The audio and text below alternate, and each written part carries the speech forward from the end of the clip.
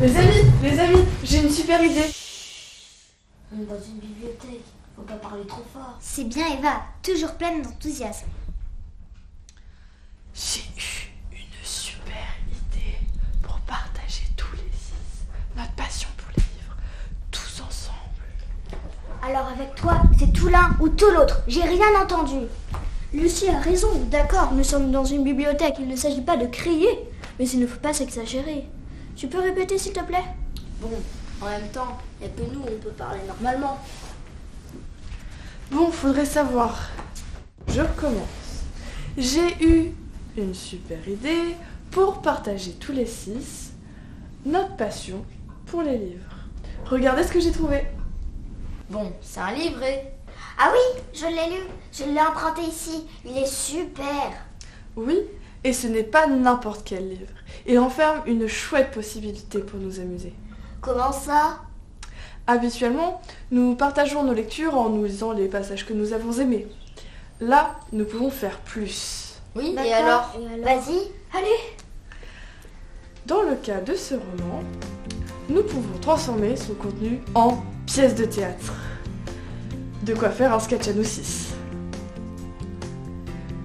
Vous allez comprendre. L'auteur Christiane Angibou-Esnault. Wow, t'as pas plus compliqué comme nom? Oh ça va, Christiane Angibou-Esnault, ce n'est pas non plus comme alors de la michotière de manger au Vigory. Laissons Eva terminer, son idée a l'air très sympa. Merci Miss. Donc, l'auteur Christiane Angibou-Esnault, dans l'une de ses nouvelles... T'avais dit que c'était un roman. C'est un recueil de 3 nouvelles sur l'archéologie. Sur l'archéologie? Cool. Alors ça parle de dinosaures? Non, les dinosaures, on en a déjà parlé, c'est pour les paléontologues. Ah oui, l'archéologue s'occupe des objets fabriqués, comme des vêtements par exemple. C'est ce qui lui permet de comprendre l'être humain. Mais non, ça peut pas être ça, c'est pas assez vieux. Mais c'est pas une question de vieux ou pas. Bon, si c'est pour un cours d'archéologie, moi je retourne à mes lectures. Il a raison, ce n'est pas un cours sur l'archéologie. Donc, dans l'une de ces nouvelles archéologiques, il y en a une qui s'intitule Fait contre fait et qui se déroule à Brocéliande. Waouh, trop bien. J'adore les légendes arthuriennes. Alors, qu'est-ce qu'on fait?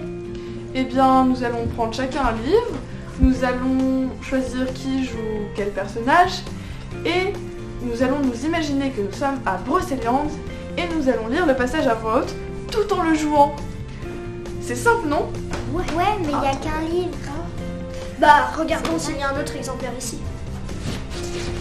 Je sais où il est, mais il en manque encore 4.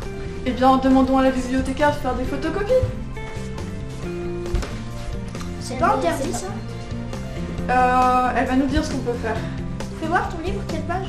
Page 179 à 187. D'accord. Bon, j'y vais. Pendant ce temps, lisez le passage.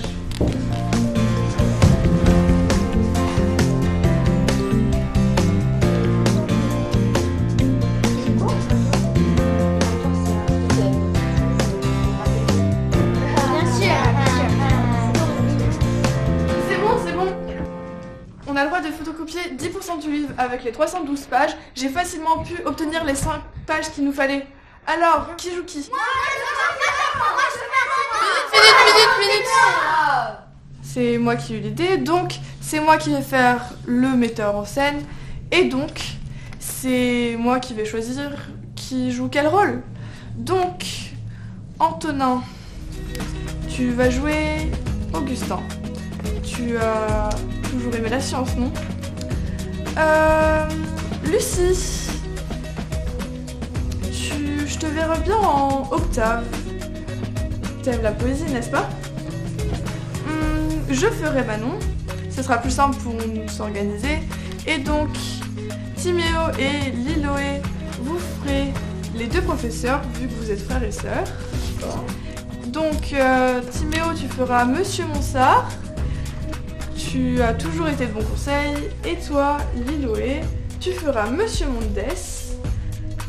Attention, par contre, c'est un prof très très classe. Hein. Et donc toi, Maëlys,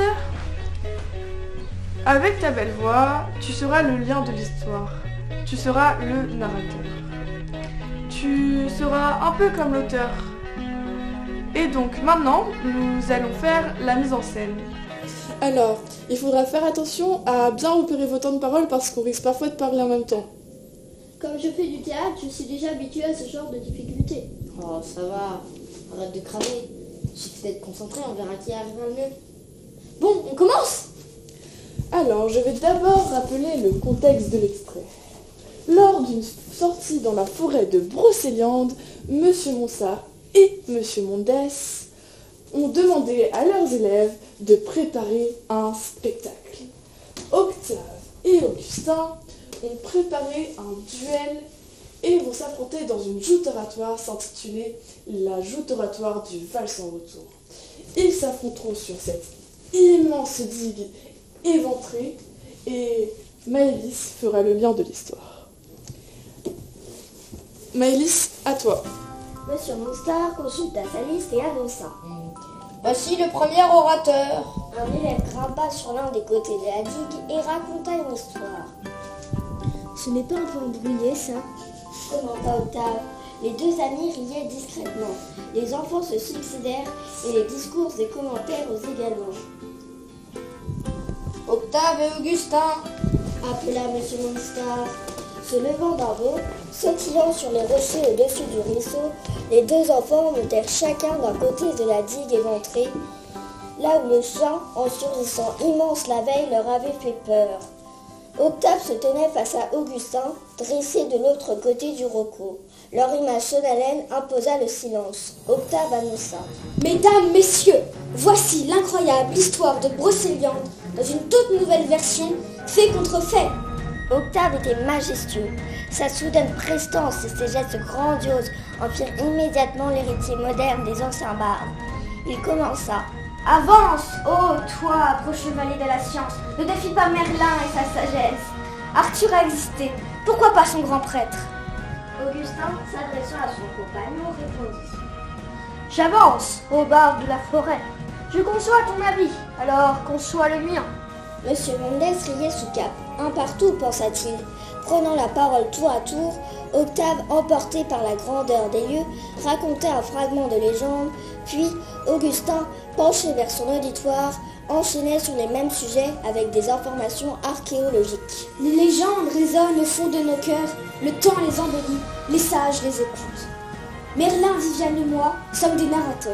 Suivez-nous vaillamment, sans peur. Mais non sans doute. L'interrompit Augustin d'un ton affirmé en poursuivant. Tu cites Viviane, parlons-en.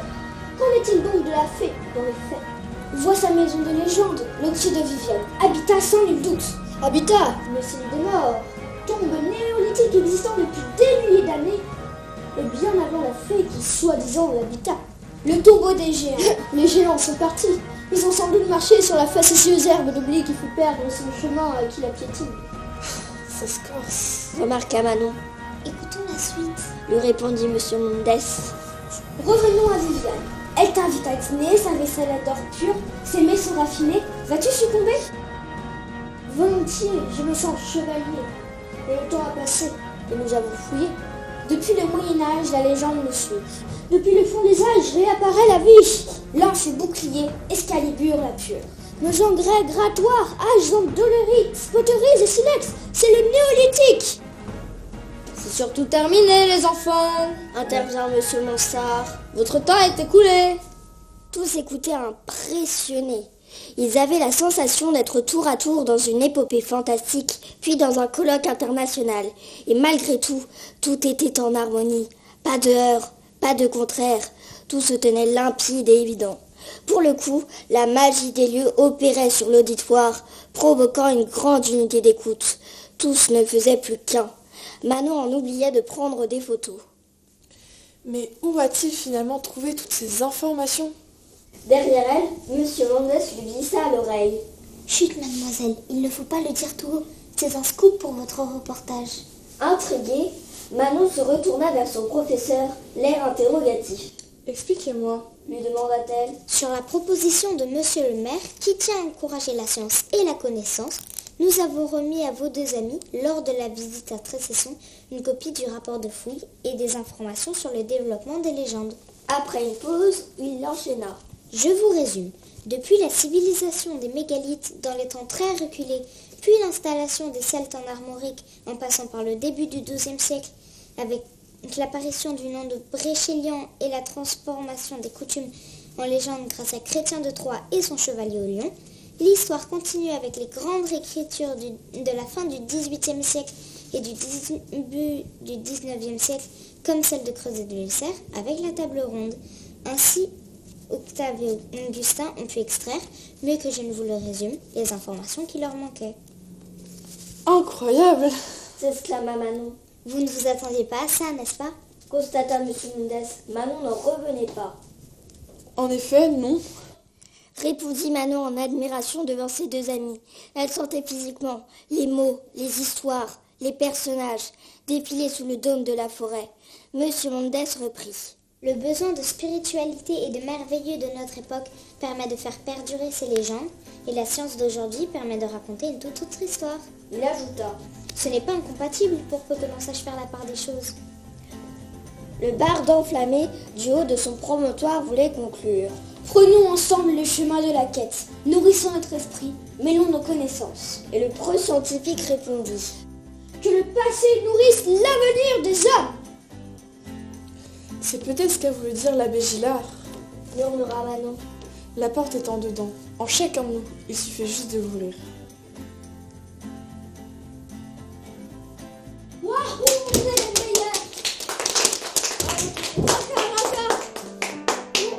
Zut, je crois que la bibliothèque est fermée. Oui, mais il faudra recommencer. Y a-t-il d'autres passages dans le livre où on peut faire ça? Oui, si je me souviens bien, dans celle qui s'appelle Panique au château, il y a un concours de poésie à Dourdan. Et Octave est encouragé par ses amis à écrire.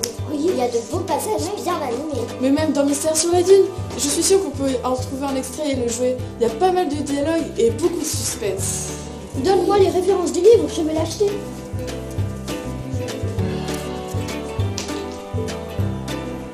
Ok, on fait circuler celui-là très rapidement et on se donne un mois pour trouver un autre extrait, ok? Bon, en tout cas, je suis contente que cela vous ait plu, hein. Vivement la suite des aventures d'Augustin. Vivement la suite des